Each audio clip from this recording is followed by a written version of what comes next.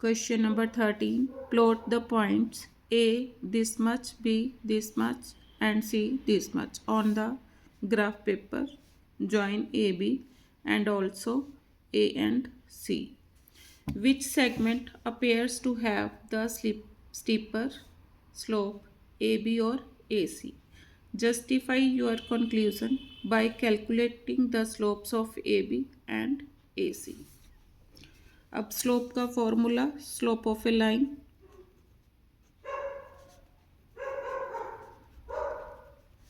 Through 2 points is equal to y2 minus y1 upon x2 minus x1. इसको मैं किससे denote करती हूँ? m से.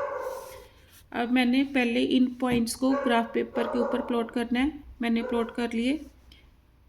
अगर आपको ग्राफ पेपर मिलता है तो द बेस्ट है. अगर ग्राफ पेपर ना मिले तो आपने इस प्रकार नंबर्स लिख लेने हैं और इनको प्लॉट कर लेना है.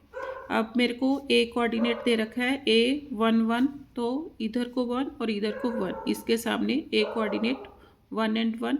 फिर बी कोऑर्डिनेट कितना दे रखा है? 4 4 and 7.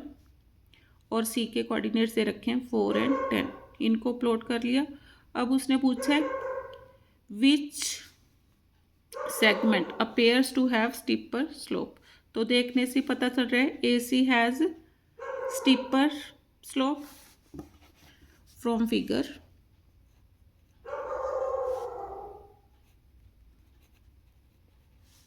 we can say AC has steeper slope. अब जस्टिफाई करना है तो स्लोप ऑफ ए बी निकाल लो.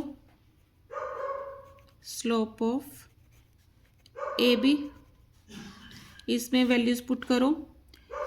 अब y2 ए बी की निकालनी है. y2 7 minus y1 1 upon x2 4 minus x1. तो कितना आ गया? 7 minus 1 6 4 minus 1 3 2. Slope of A C is equal to, अब ए सी की निकालनी है तो y2 10 10 minus 1 upon x2 minus x1 x2 4 minus 1. 10 minus 1 9 4 minus 1 3. तो स्लोप ऑफ ए सी कितनी आ गई? 3.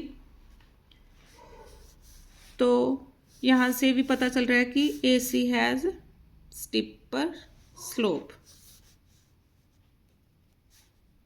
वी कैन से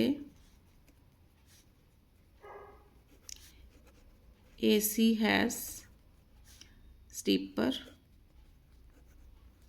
slope.